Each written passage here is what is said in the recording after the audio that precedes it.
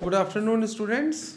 हमारा सब्जेक्ट है advertising management. जैसे आज हम महापरीक्षा का वीडियो बना रहे हैं, आपका 9 फरवरी का पेपर है एडवर्टाइजिंग मैनेजमेंट का। ठीक है, एडवर्टाइजिंग मैनेजमेंट का ये एक रिवीजन सेशन है।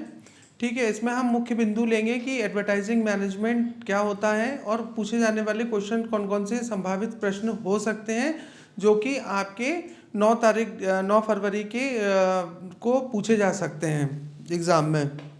एडवर्टाइजिंग मैनेजमेंट या हम इसको कह सकते हैं विज्ञापन प्रबंधन।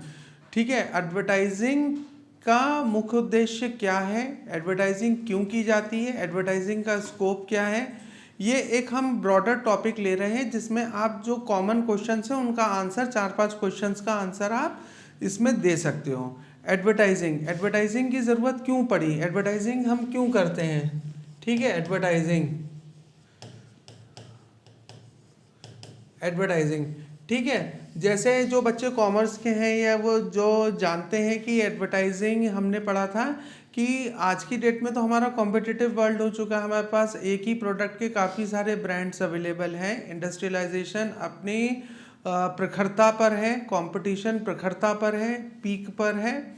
पर ये कंपटीशन जो है कभी ये भी हुआ होगा कि जब हम इंडस्ट्रियलाइजेशन से पहले की पीरियड की बात करें, ठीक है, तो वो कंपटीशन तो धीरे धीरे स्टार्ट हुआ होगा ग्रेजुअली। तो ग्रेजुअली स्टार्ट होने के लिए एडवर्टाइजिंग का महत्व इसलिए है क्योंकि एडवर्टाइजिंग से हम क्या करते हैं, एडवर्टाइजिंग के द्वारा हम एक पहले तो हम ये जान लें कि एडवर्टाइजिंग क्या है, उसका बेसिक नेचर क्या है। एडवर्टाइजिंग है mass communication process, mass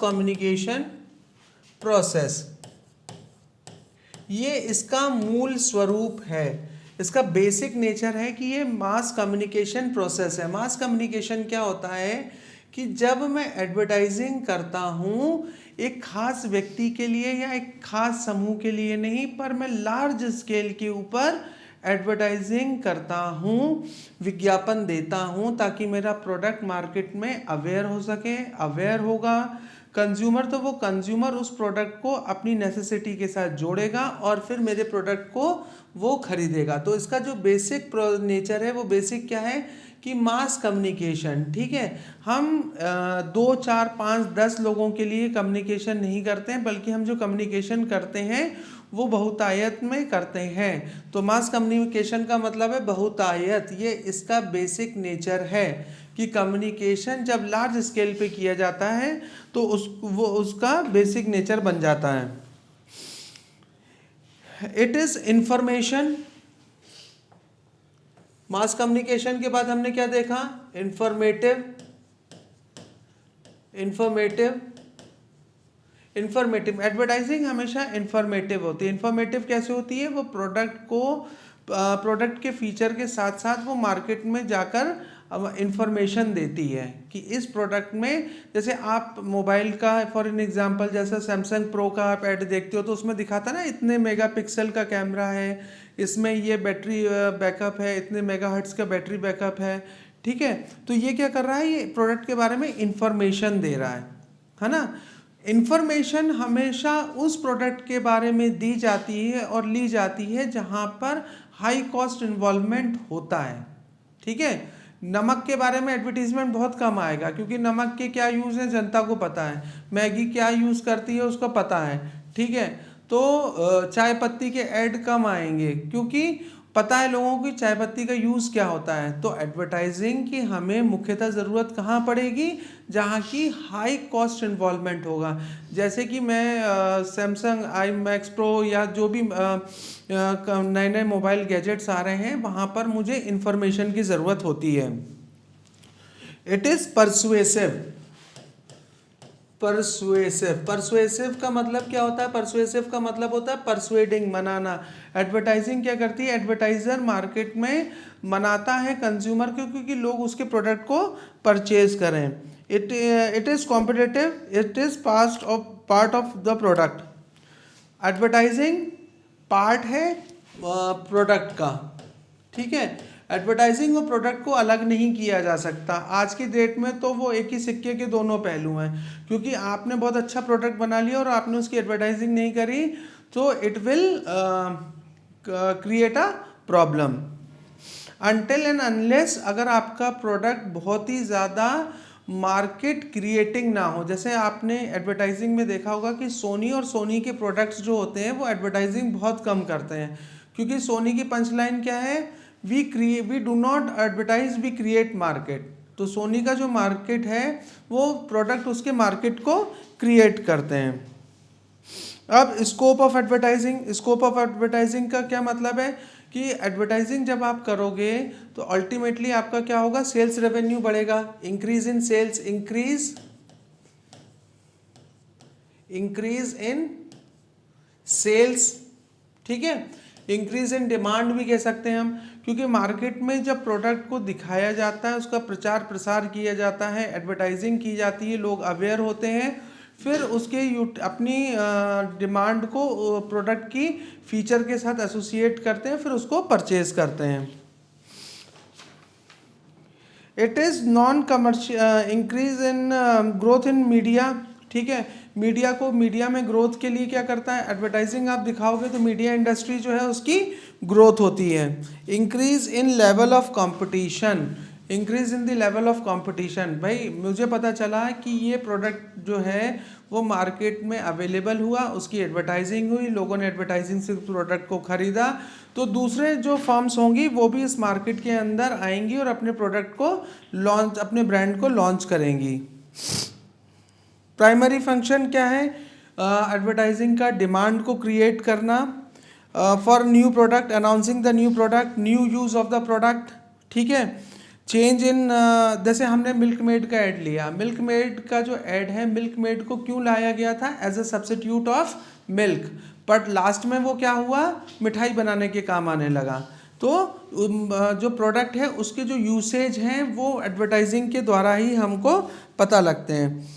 help in boost of the moral of the consumer, moral का मतलब क्या होता है कि मान लो कोई प्रोडक्ट का मैंने एडवर्टीजमेंट देखा, एडवर्टीजमेंट देखने के बाद मैंने उस प्रोडक्ट को ख़रीदा, तो मेरा एक कॉन्फिडेंस लेवल बढ़ जाता है कि जो चीज़ टीवी पे आई या मीडिया के थ्रू आई तो वो सही होगी, जो सही हो उससे क्या होता है कि मेरे कॉन्फिडेंस लेवल बढ़ता है। Social function, create awareness, awareness हमें मालूम ही है कि अब मुख्यतः क्या करता है, कम्युनिकेशन मतलब अवेयरनेस लाना कंज्यूमर के अंदर, तो कंज्यूमर के अंदर प्रोडक्ट की अवेयरनेस क्रिएट होती है, ठीक है। अब जैसे ये पेन टच का मैं डिजिटल बोर्ड यूज़ कर रहा हूँ, पेन टच अगर एडवर्टीजमेंट अपना मार्केट में शो करने लगे तो एक कॉन्फिडेंस आएगा मेरे अंदर कि हाँ मेरे प्रोडक्ट जो मैंने ख़रीदा है उसका एडवर्टीजमेंट आ रहा है और लोग भी उस प्रोडक्ट को खरीद रहे हैं। तो क्रिएट एम्प्लॉयमेंट, सिंपल है, एडवर्टीजमेंट से एम्प्लॉयमेंट क्रिएट होती है, सेल्स बढ़ेगी, डिमांड बढ़ेगी, प्रोडक्शन बढ़ेगा तो क्या होगा, एम्प्लॉयमेंट जनरेट होगी।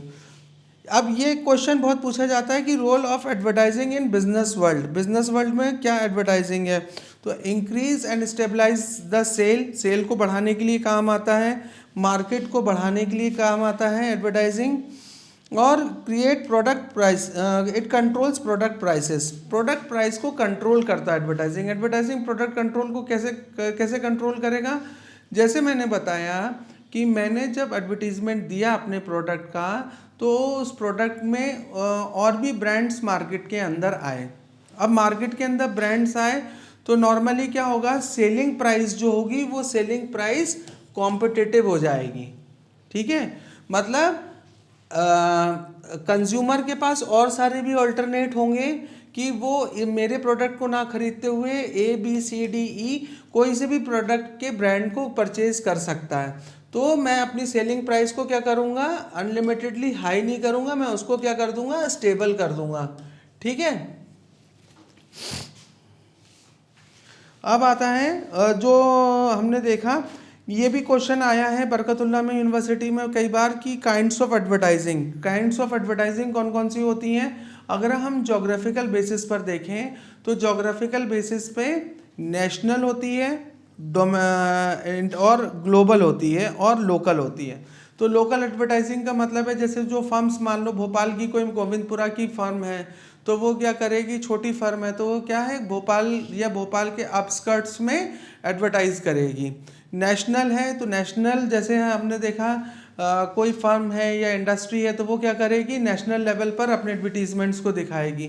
मल्टीनेशनल कंपनीज, तो मल्टीनेशनल कंपनीज क्या करती हैं, जैसे हम BMW, ऑडी की बात करें या कोक की बात करें या पेप्सी की बात करें, ठीक है, तो ये प्रोडक्ट्स क्या हैं, मल्टीनेशनल कंपनीज के प्रोडक्ट हैं। मल्टीनेशनल कंपनीज वो कंपनीज होती हैं जो कि एक नेशन नहीं कई नेशंस के अंदर ऑपरेट करती हैं, तो यहाँ पर एडवर्टीजमेंट उनकी ज़रूरत बन जाएगा। तो on the basis of target audience, target audience,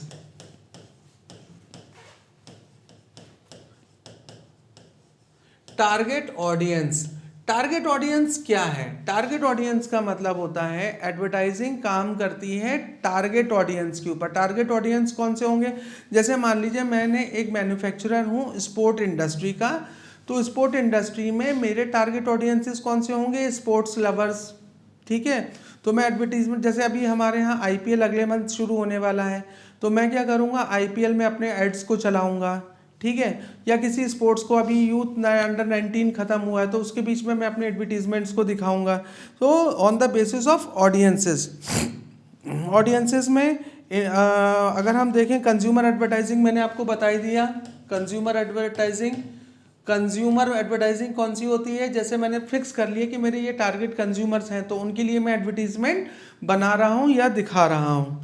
फिर उसके बाद आता है industrial advertising. Industrial advertising, industrial advertising इतनी बल्क में नहीं होती और वो इंडस्ट्री टू इंडस्ट्री जाती है। जैसे मान लो मैं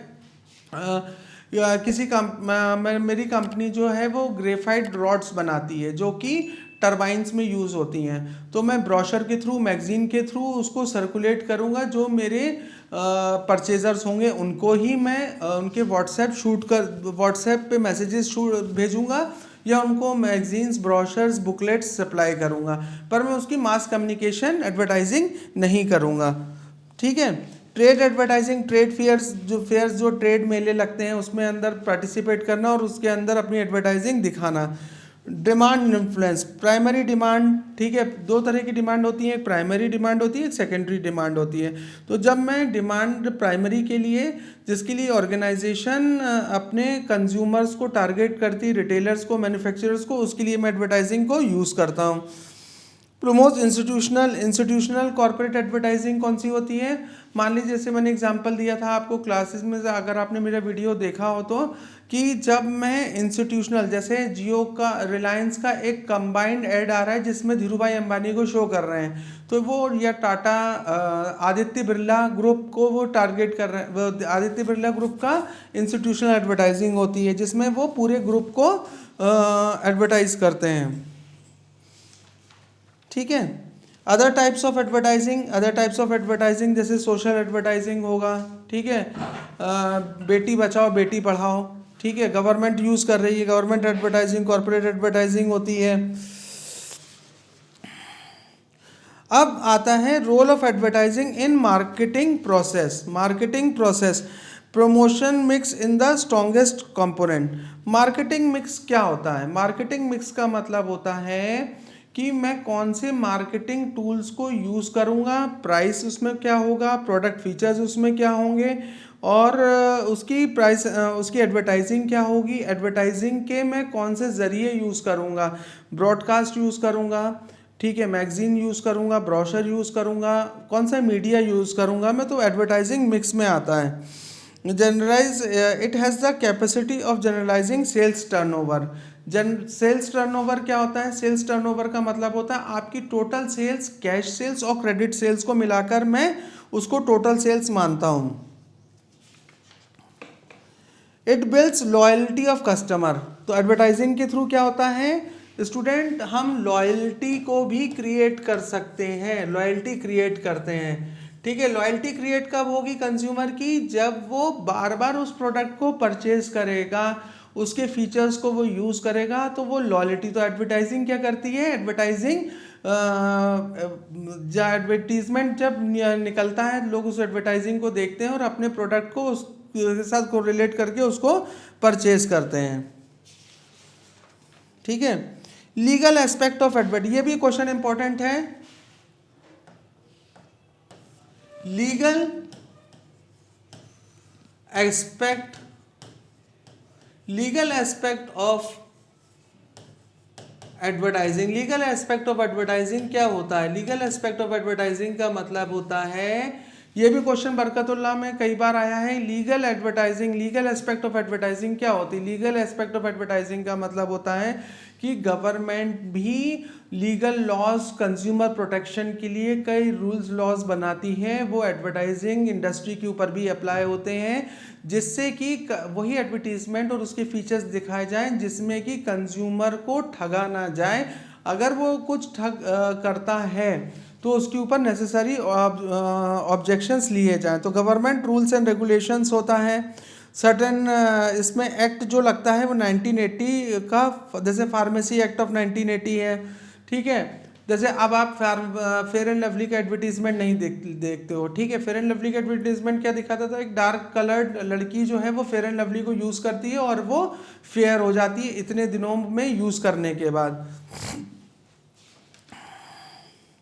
self regulation, code of conduct, so बहुत सारी ऐसी ऑर्गेनाइजेशंस हैं, वॉलंटरीली ऑर्गेनाइजेशंस भी हैं जो कि बताती हैं स्वयंसेवी संस्थाएं हैं जो बताती हैं कि हाँ आपको ऐसा कोई एडवर्टीजमेंट नहीं बनाना है जिससे कि कंज्यूमर के दिमाग में किसी भी तरह का भ्रम जागृत हो। अब ethical aspect of advertisement, ethical, ये भी क्वेश्चन पूछा गया है। एथिकल एस्पेक्ट क्या होता है एडवर्टाइजिंग का? Aspect, ethical aspect, ethical aspect का मतलब होता है जो जन सामान्य को माना जाए या मेजॉरिटी ऑफ पीपल जो है उसको मान्यता देते हैं। जैसे मैकडोनल्ड्स बीफ बर्गर के लिए जाना जाता है, गौ मांस के लिए, पर वो इंडिया में नहीं बेचता क्योंकि हमारे यहाँ ये धर्म से जुड़ा हुआ है, हमारी मान्यताओं से जुड़ा हुआ है, हमारी वैल्यूज से जुड़ा हुआ है। तो ना मैकडोनल्ड्स उसका एडवर्टीजमेंट करता है, ना मैकडोनल्ड्स अपने किसी भी आउटलेट पे ऐसी किसी वस्तु को बेचता है। तो एथिकल एस्पेक्ट और एडवर्टाइजिंग का मतलब है कि एडवर्टाइजिंग के अंदर सत्यता होनी चाहिए, जो वो क्लेम कर रहा है उस क्लेम के ऊपर वो खरा उतरे, ठीक है। फैक्ट्स जो वो बता रहा है और जो व्यक्ति उस फैक्ट्स को जिस भावना से देख रहा है, एडवर्टीजमेंट का ये कार्यक्षेत्र बनता है कि उसको वो पूरा सेटिस्फेक्शन उसी रूप में प्रदान करे वो प्रोडक्ट जिसके लिए उस एडवर्टीजमेंट को, उस प्रोडक्ट के एडवर्टीजमेंट को बनाया गया है। Social aspect of advertising, social aspect का मतलब होता है सोशल एस्पेक्ट। सोशल एस्पेक्ट क्या है?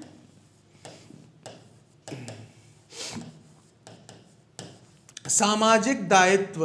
एडवर्टीजमेंट का सामाजिक दायित्व क्या है? सामाजिक दायित्व एडवर्टीजमेंट का क्या है कि वो किसी भी प्रकार का भ्रम, भ्रांति, असत्यता प्रकट ना करे। तो ये सामाजिक पहलू है कि एडवर्टीजमेंट जो है वो हमारे समाज को किसी भी गलत, भ्रामक जानकारी प्रदान ना करे। Advertisement having bearing on consumer choice, consumer जो होता है उसके ऊपर bearing on consumer choice. Bearing on consumer choice का मतलब होता है कि कंज्यूमर के मन में किसी भी प्रोडक्ट को लेकर इम्पैक्ट होता है, ठीक है। कई बार आपने एडवर्टीजमेंट्स देखे होंगे, जैसे मुझे अपने ज़माने का 90s का अभी भी एडवर्टीजमेंट याद है। पेप्सी का ऐड आता था, यही है राइट चॉइस बेबी, और रेमो फर्नांडिस ने उस ऐड को किया था, तो मेरे ऊपर काफ़ी इम्पैक्ट हुआ था। मैंने पेप्सी, मैं पहले कोई थम्स अप या बाकी कोई कोल्ड ड्रिंक पीता था तो मैंने पेप्सी पीना स्टार्ट कर दिया था। तो ये क्या होता है, ये कंज्यूमर के दिमाग के ऊपर इम्पैक्ट डालता है। अब ये क्वेश्चन आया है रूरल एडवर्टाइजिंग। ये क्वेश्चन भी दो से तीन बार अभी 2-3 सालों के पेपरों में ये क्वेश्चन पूछा गया है, रूरल एडवर्टाइजिंग। रूरल एडवर्टाइजिंग क्या है? अगर हम इसमें हम कहाँ से क्वेश्चन का आंसर देना चालू करेंगे कि भारत जो है वो काहे से बना है? गांव या ग्रामीण इलाकों को जोड़कर भारत देश का निर्माण हुआ है, ठीक है।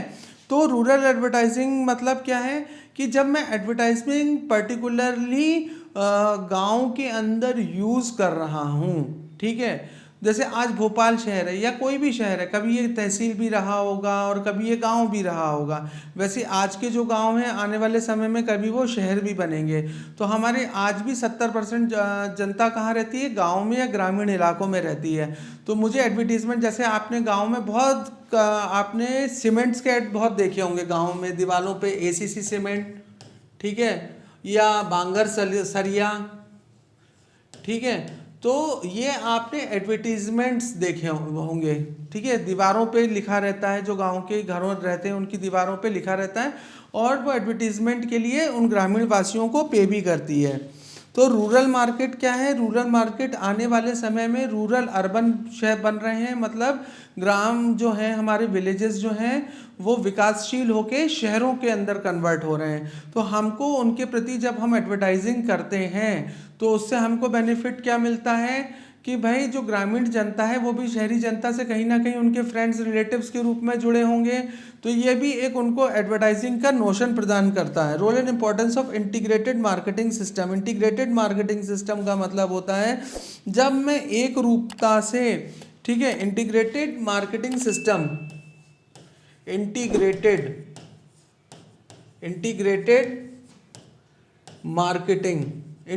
मार्केटिंग का मतलब होता है जब मेरे सारे डिपार्टमेंट्स मिलकर एकजुटता के साथ, कोऑर्डिनेशन के साथ, समन्वय के रूप में जब मैं एडवर्टाइजिंग करता हूँ। पूरी ऑर्गेनाइजेशन बैकअप देती है एडवर्टाइजिंग को, प्रोडक्शन डिपार्टमेंट टाइमली प्रोडक्शन करता है, डिस्ट्रीब्यूशन डिपार्टमेंट टाइमली डिस्ट्रीब्यूट करता है उस प्रोडक्ट को रिटेलर्स तक, ठीक है, मीडिया बाइंग मेरी टाइम पर होती है।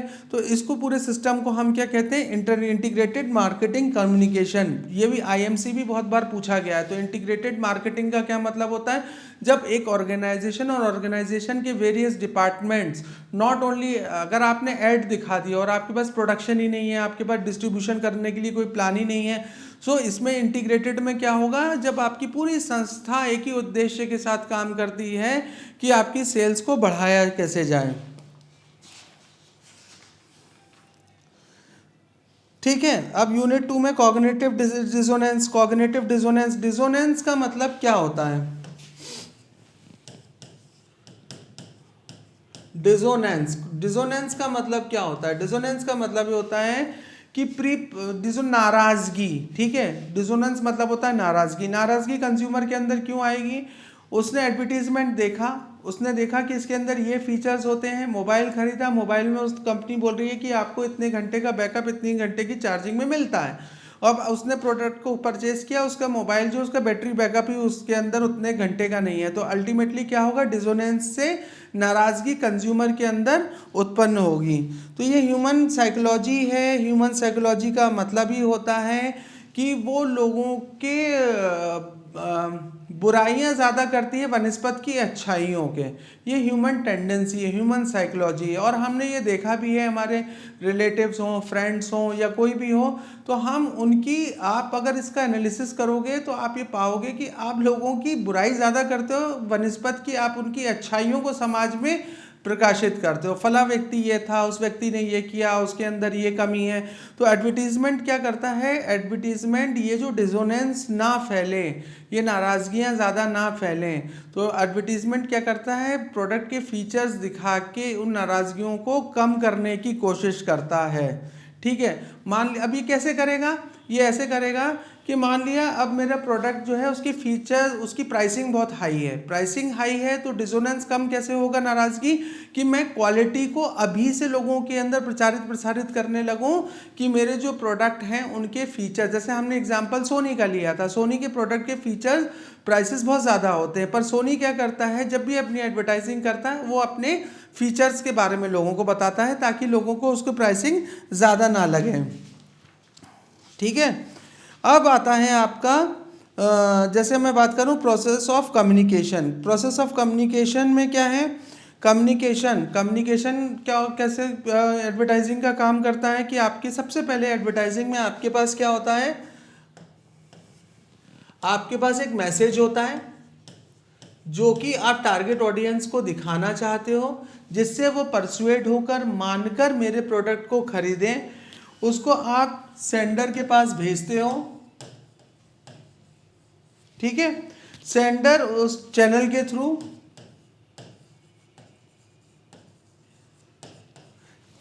थ्रू रिसीवर उसको देखता है, ठीक है, उसको डिकोड करता है, मतलब उसको अपने दिमाग के अंदर रखकर उसको अपने अंदर रूपांतरित कर कर और फिर वो क्या करता है, एक्शन लेता है, एक्टिंग या एक्शन लेता है, ठीक है। तो ये होता है प्रोसेस ऑफ कम्युनिकेशन। कॉमनली यही आपका विल्बर स्क्रैम मॉडल है। विल्बर स्क्रैम मॉडल कई बार एग्जाम में पूछा गया है। तो विल्बर स्क्रैम मॉडल आपको यही बताता है कि सेंडर होगा, एनकोडिंग होगी, रिसीवर होगा, चैनल होगी, डिकोडिंग होगी और एक्टिंग होगी उसके ऊपर, ठीक है। तो ये आपका विल्बर स्क्रैम मॉडल है। फिर आता है एलिमेंट्स ऑफ एडवर्टीजमेंट। एडवर्टीजमेंट्स के क्या एलिमेंट्स होते हैं? Elements of advertisement, elements of advertisement, elements क्या क्या होते हैं? जैसे मेरे पास सबसे पहले तो एलिमेंट्स में क्या आता है, मेरे पास एक मैसेज होना चाहिए, मैसेज होना चाहिए और प्रभावी मैसेज होना चाहिए जिसको मैं एडवर्टीजमेंट के सोर्सेज में यूज़ करूं, टीवी, मैगजीन, मीडिया, ब्रोशर में, और मेरे पास उससे प्रभावी ढंग से उसको प्रस्तुत करूं ताकि मेरी सेल्स बढ़ सकें। तो ठीक है, मैसेज डिज़ाइन हमको क्या करना चाहिए, मैसेज का स्ट्रक्चर क्या होगा, कितने मिनट का होगा, कितना लंबा होगा, उससे इम्पैक्ट क्या आएगा, वो एक्सप्रेसिव होना चाहिए, प्रैक्टिकल अप्रोच के साथ होना चाहिए। मैसेज हमेशा अपीलिंग होना चाहिए। अपीलिंग इन द सेंस मतलब वो कोई प्रभाव डाल सके। अगर मैसेज अपीलिंग नहीं है तो it is of no use.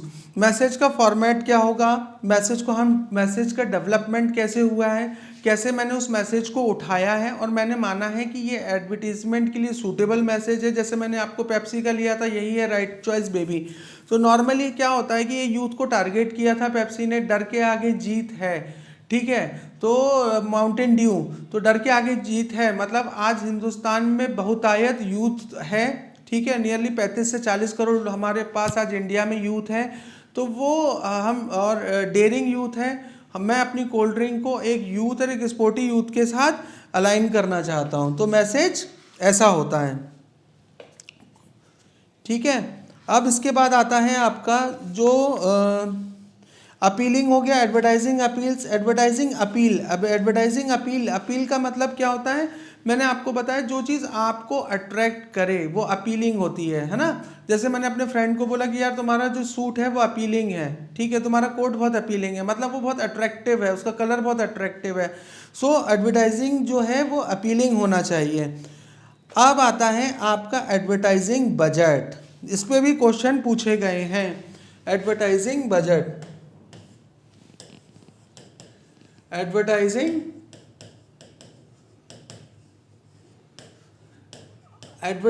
Budget,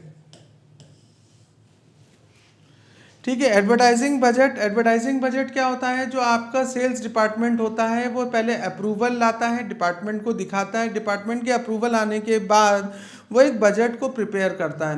क्योंकि उसका एक बजट हम क्यों बनाते हैं एडवर्टाइजिंग में, बजट हम इसलिए बनाते हैं क्योंकि हम एडवर्टाइजिंग का प्रोपोर्शन किस में निकालते हैं student, proportion in the percentage of increase in sales, increase in sales. यही इसका मापदंड होता है कि मैंने एडवर्टीजमेंट के ऊपर जो खर्चा किया है उससे मेरी परसेंटेज ऑफ सेल्स कितनी इंक्रीज हुई है। तो एडवर्टाइजिंग बजट का प्रोसीजर क्या होता है, सबसे पहले बजट प्रिपरेशन होता है, बजट का प्रेजेंटेशन होता है, उसका इम्प्लीमेंटेशन होता है, फिर उसका आंकलन होता है, ठीक है। अब फैक्टर्स कौन कौन से एडवर्टाइजिंग बजट को इन्फ्लुएंस करते हैं, जैसे कि ऑब्जेक्टिव क्या है, मैं मार्केट शेयर ज़्यादा लेना चाहता हूं तो मैं एडवर्टाइजिंग ज़्यादा करूंगा, ठीक है। तो ऑब्जेक्टिव क्या है एडवर्टाइजिंग को दिखाने का, एडवर्टाइजिंग को दिखाने का ऑब्जेक्टिव पर निर्भर करता है कि एडवर्टाइजिंग के ऊपर मैं कितना खर्चा करूं, कवरेज कितना है, मैं कितने पूरे इंडिया को कवर करना चाहता हूं एडवर्टाइजिंग से, कि मैं कुछ रीजनल क्षेत्रों को कवर करना चाहता हूं, ठीक है। So that also depends on it.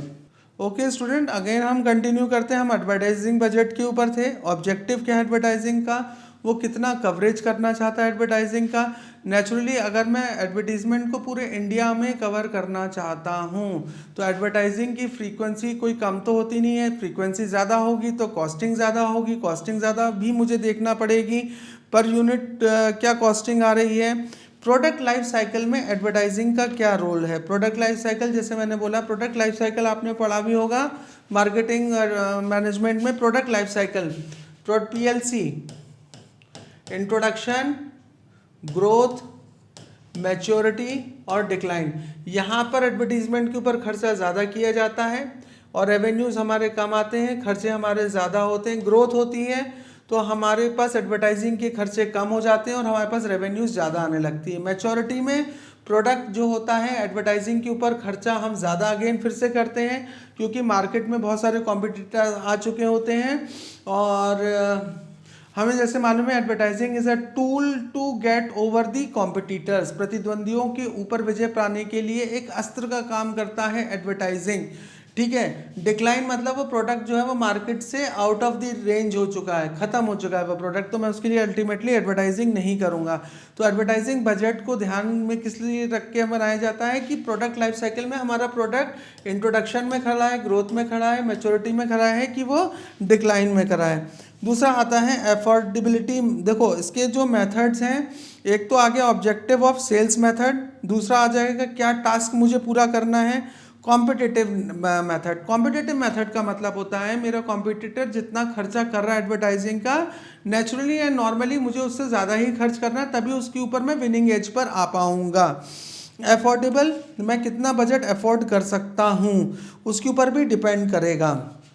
Market, अब फैक्टर्स कौन कौन से एडवर्टाइजिंग बजट के ऊपर होते हैं। मार्केट का पोटेंशियल कितना है, मैंने हमेशा बोला है क्लास में भी कि मार्केट में अगर पोटेंशियल है उसको देखते हुए, मतलब मैं एक एक्सपेक्टेड सेल्स को दिमाग में लेके चल रहा हूँ, उस हिसाब से मैं एडवर्टाइजिंग के ऊपर खर्चा कर रहा हूँ। मार्केट शेयर लेना चाहता हूँ या मेरा गोल क्या है। Importance of advertising budget, check on advertising expenditure. जब मैं बजट बनाता हूँ, जैसे हम घर में बजट बनाते हैं ना कि हमको भैया अपना खर्चा जो है वो 15,000 रुपये पे ही चलाना है, तो हम क्या होते हैं, हम उस बजट के अंदर अपने को रखते हैं। वैसे ही बजट बनाने का उद्देश्य ये रहता है कि मान लो मैंने एडवर्टाइजिंग बजट 100 करोड़ का बनाया है, तो मुझे क्या करना है, 100 करोड़ की रेंज के अंदर ही रहूँगा। तो एक बेंच लाइन, एक बेंचमार्क बन जाता है एडवर्टाइजिंग बजट कि हमें उसको कभी क्रॉस ना कर सकूं। Balanced force plan, allocation of, अब आते हैं हम यूनिट 4 पे। यूनिट 4 है विज्ञापन मीडिया। मीडिया जो है एडवर्टाइजिंग मीडिया क्या होता है। एडवर्टाइजिंग मीडिया नाउ मीडिया क्या होता है, जैसे हम ये बोले रेडियो, टेलीविजन, ठीक है, ब्रॉडकास्ट हो गया, अब ये मैगजीन, ब्रोशर, और अब आपका आ गया है AI, जैसे ओपिनियन लीडर। चैट जीपीटी पे लोग पूछने लगे हैं क्वेश्चंस, तो एक ओपिनियन लीडर के ऊपर लोग काम करने लगे हैं। तो अब AI क्या बन गया, एक ओपिनियन लीडर बन गया। ओपिनियन लीडर जैसे हमने कंज्यूमर बिहेवियर में लिया था, राय हम किसी की एडवाइस लेते हैं। अब जैसे हम पहले फादर की, ब्रदर की या अपनी सिस्टर्स की लिया करते थे, सोशल या अपने फ्रेंड्स की लिया करते थे, सोशल सर्कल रिस्ट्रिक्ट हो गया है, तो अब हम क्या करते हैं, चैट जीपीटी पे या गूगल पर जाके हम जेमिनी से पूछ सकते हैं कि हम किस प्रोडक्ट को परचेज करें। तो एडवर्टाइजिंग मीडिया का मतलब क्या होता है कि जैसे मुझे मान लो मेरे पास बहुत सारे विकल्प हैं, जब जिनमें से जैसे रेडियो है, टेलीविजन है, मैगजीन है, ब्रोशर है, पोस्टर्स हैं, इसमें से मैं किसका यूज़ करूंगा और कितना यूज़ करूंगा, किस हिसाब से यूज़ करूंगा अपनी एडवर्टाइजिंग कैंपेनिंग के लिए, एडवर्टाइजिंग प्रोसेस के लिए, उसको हम मीडिया बोलें। अब आता है चॉइस ऑफ एडवर्टाइजिंग मीडिया। हम किन बेसिस के ऊपर चॉइस करते हैं, मार्केट में पोटेंशियल कितना है, नेचर ऑफ प्रोडक्ट। अब मैंने जैसे एग्जांपल आपको दिया था नमक का या मैगी का या रोज़मर्रा के जो प्रोडक्ट जिनकी कॉस्टिंग ज़्यादा नहीं होती है, जिसमें कंज्यूमर का इन्वॉल्वमेंट ज़्यादा नहीं होता है, तो उसमें बच्चों क्या होगा कि वहाँ पर मैं एडवर्टीजमेंट का कम यूज़ करूँगा, ठीक है। अब नमक है, नमक में आप आयोडीन ही मिला सकते हो, ठीक है, और उसके जो फीचर्स हैं वो सभी लोग जानते हैं कि नमक से क्या होता है, तो नमक का ऐड मैं बार बार दिखाऊं और पूरे इंडिया को कवर करना चाहूँ, ठीक है। हाँ, पर हमने टाटा का ऐड देखा था जिसमें उस पंचलाइन में क्या बोलता था, मैंने देश का नमक खाया, मतलब ब्रांड लॉयल्टी को जनरेट किया उसने नेशन के साथ जुड़कर, ठीक है। अब आप एडवर्टीजमेंट्स में देखते हो जैसे हमारे मेक इन इंडिया का लोगो है, ठीक है, एक शेर बना रहता है उसमें मेक इन इंडिया लिखा रहता है, तो मतलब हम क्या है, स्वदेशी अपनाओ, ठीक है। तो अब हम क्या कर रहे हैं, नेशनैलिटी को प्रोडक्ट के साथ जोड़ रहे हैं, क्योंकि हमारे यहाँ एक मूवमेंट चला हुआ है मेक इन इंडिया का, ठीक है। हम अपनी इंडस्ट्रीज़ को बचाना चाहते हैं, क्योंकि फॉरेन कॉम्पिटिटर्स में जैसे अब यह हालांकि आपने देखा होगा कि अमेरिकन कंपनीज इंडिया में कृषि क्षेत्र में या डेयरी फार्मिंग में आ रही हैं, तो हमको अपने लोकल प्रोडक्ट्स को बचाने के लिए हम ये नहीं कह सकते कि हम उन इंडस्ट्रीज़ को ना आन लाएं, क्योंकि मार्केट को जब आप कॉम्पिटिटिव बनाते हो तभी अच्छा प्रोडक्ट कंज्यूमर को हाथ में आता है, ठीक है। तो ये मार्केटिंग का नियम है, तो कंपटीशन को हम रोक भी नहीं सकते। कंपटीशन मार्केट में कंज्यूमर का ही फायदा करता है, वो उसको रिफाइंड और अच्छा प्रोडक्ट देता है। तो पोटेंशियल कितना है मार्केट के अंदर, किस स्ट्रेटेजी किस रणनीति के साथ आप कंज्यूमर आ रहे हो, कंपटीशन के कम करने के लिए आ रहे हो, या एडवर्टाइजिंग का उद्देश्य क्या है, बजट कितना है आपके पास, वो भी डिपेंड करता है। Media mix, now what is media mix, media mix क्या होता है। मीडिया मिक्स देखो बहुत सिंपल सी बात है कि आप प्रिंट मीडिया को किस प्रोपोर्शन में यूज़ करोगे, ब्रॉडकास्ट को किस यूज़ में करोगे, और आप एआई को किस यूज़ में करोगे। जैसे मैंने बोला कई सारे प्लेटफॉर्म्स हमारे पास आज की डेट में अवेलेबल है। जैसे मेरा एडवर्टाइजिंग बजट जो है वो 100 करोड़ का है, तो मैंने इसमें बोला कि मैं कितने करोड़ की मैगजीन छपवाऊँगा, मैं कितने करोड़ का एडवर्टीजमेंट टेलीविज़न पे दिखाऊंगा, या मैं कितने पैसे गूगल को यूज़ करूंगा, गूगल सर्च इंजन को पे करके अपने प्रोडक्ट को आप हाईलाइटेड करके सबसे पहले सर्च में दिखा सकते हो, ठीक है। तो मीडिया मिक्स का मतलब होता है कि मैं कितने कितने इंग्रेडिएंट्स, जैसे एक अचार की बोतल है उसमें मिक्स अचार है, पिकल है, तो उसमें आप कितने कितने प्रोडक्ट्स को, इंग्रेडिएंट्स को किस किस हिसाब के अंदर यूज़ कर रहे हो, ठीक है। तो मीडिया मिक्स का मतलब होता है कि मैं किस हिसाब से अवेलेबल मीडिया प्लेटफॉर्म को यूज़ कर रहा हूँ, इंडोर यूज़ कर रहा हूँ, आउटडोर यूज़ कर रहा हूँ, तो ये इसके ऊपर, या जैसे अगर हम देखें सबसे पहले अगर हम 15-20 साल पहले चले जाएं तो फिल्म शुरू होने से पहले भी एडवर्टीजमेंट्स आया करते थे, जैसे उसमें से वीको, वज्रदंती और कुछ एक पर्टिकुलर प्रोडक्ट्स हुआ करते थे जिनको हम फिल्म शुरू होने से पहले फिल्म एडवर्टाइजिंग के अंदर दिखाते थे, ठीक है। तो मीडिया मिक्स में घबराने की ज़रूरत नहीं है। मीडिया मिक्स का सिंपल मतलब होता है कि जो भी आपके पास अल्टरनेट्स अवेलेबल हैं उन अल्टरनेट्स में से आप कौन सा अल्टरनेट को यूज़ कर रहे हैं, ठीक है। Media planning, now media planning की अगर हम बात करें तो मीडिया प्लानिंग क्या होती है। मीडिया प्लानिंग का मतलब होता है कि जैसे हमारे पास प्लेटफॉर्म्स बहुत सारे हैं, रेडियो, टेलीविज़न, मैगजीन्स, ब्रोशर, और आपका एआई हो गया, तो इन सबसे पहले हम क्या करेंगे, मीडिया नियोजन करेंगे, प्लानिंग करेंगे, ठीक है। प्लानिंग करना, मीडिया मिक्स तो हमको मालूम है इतने तरह की मीडिया मिक्स हो गए, हम प्लानिंग करेंगे। प्लानिंग कैसे करेंगे, प्लानिंग करने के लिए आपके पास सबसे पहले क्या होना चाहिए, ऑब्जेक्टिव सेट होना चाहिए, ठीक है।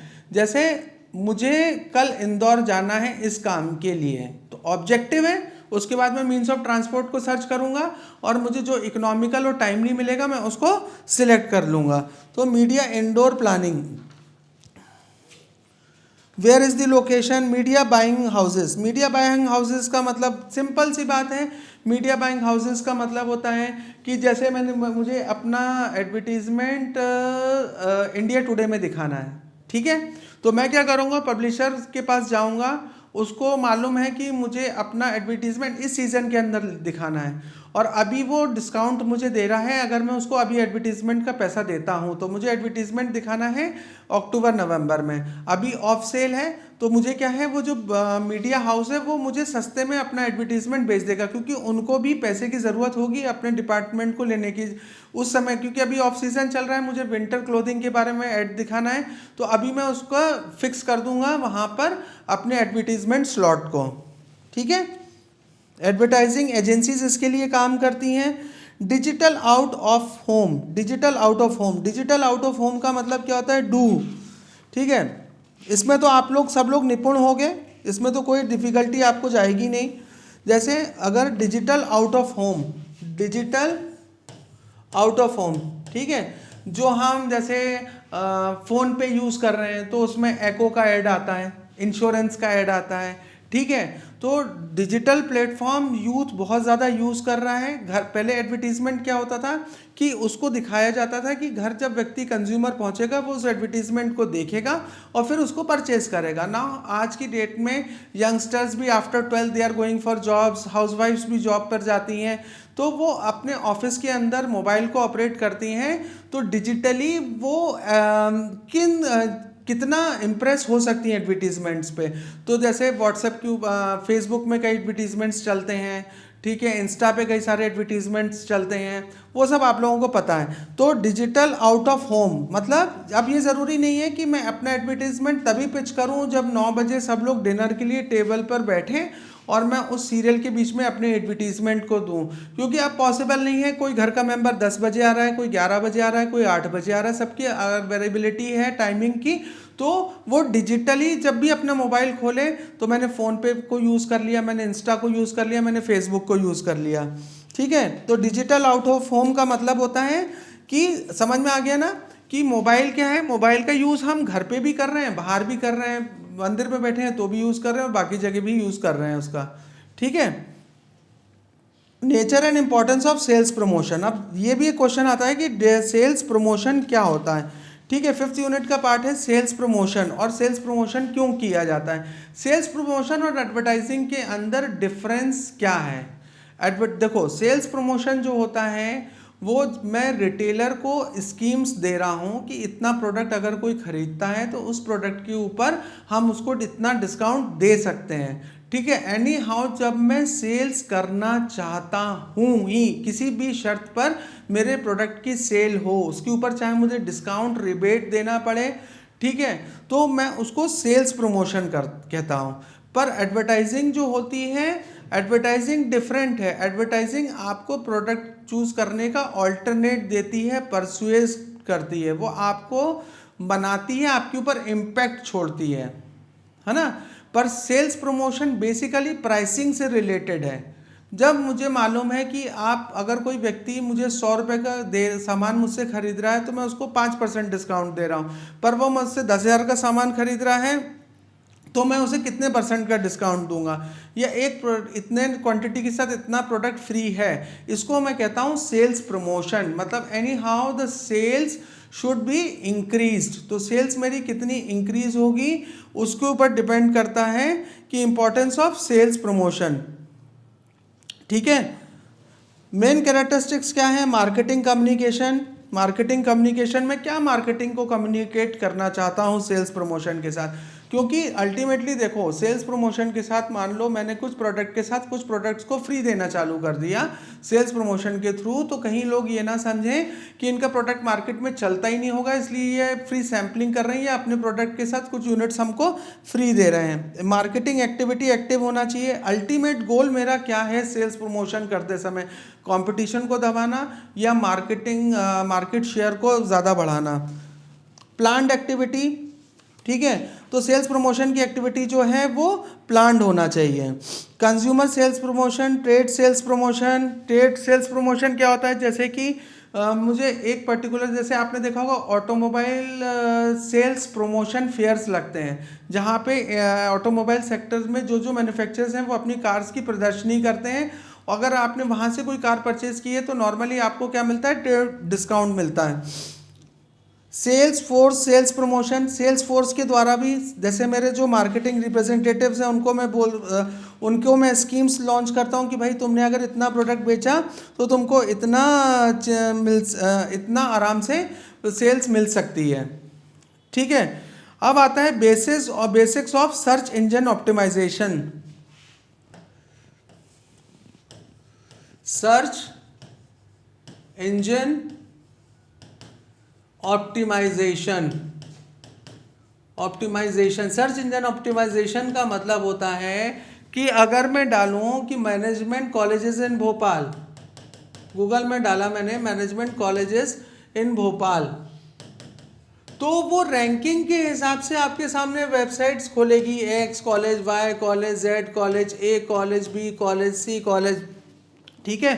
तो यहाँ पर सर्च इंजन ऑप्टिमाइजेशन मतलब मैं गूगल का किस प्रकार से या अवेलेबल गूगल क्या है, एक सर्च इंजन ऑप्टिमाइजेशन है। सर्च इंजन का मतलब मुझे अगर कोई भी चीज़ की प्रोडक्ट के बारे में सर्च करना है, सो अल्टीमेटली मैं गूगल में उस प्रोडक्ट के बारे में डालूंगा और फिर उसकी लिस्टिंग होकर मेरे सामने नंबर ऑफ वेबसाइट्स ओपन होंगी। उसको मैं क्या कहता हूँ, सर्च इंजन ऑप्टिमाइजेशन, एसईओज, ठीक है। Off page optimization, on page optimization. On page optimization का मतलब होता है कि जब वो पेज, जैसे मैंने डाला कि मोबाइल विथ रेंज ऑफ 15,000, ठीक है, तो उसमें वो मुझे नंबर ऑफ मोबाइल्स के ऑप्शंस दिखाएगा। उस नंबर ऑफ ऑप्शंस दिखाने के बाद और मैं उसमें से कौन सा प्रोडक्ट मेरे सामने सबसे पहले आएगा, खुलेगा, उस कंपनी, उस प्रोडक्ट, उस ब्रांड का, तो वो उस पर डिपेंड करता है।